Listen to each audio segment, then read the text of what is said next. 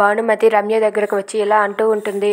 ఏంటి రమ్య గారు, మీరు ఇంకా నమ్మలేకపోతున్నారు కదా మీ భర్త అలా చేశాడు అంటే, ఇప్పుడు మీరు మీ ప్రాణాలను గుప్పెట్లో పెట్టుకోండి, నేను కొన్ని సాక్ష్యాలు చూపిస్తే మీరు షాక్ అయిపోతారు అని చెప్పి భానుమతి అంటుంది. అది వినగానే రమ్య అయితే ఒక్కసారిగా షాక్ అయిపోతుంది.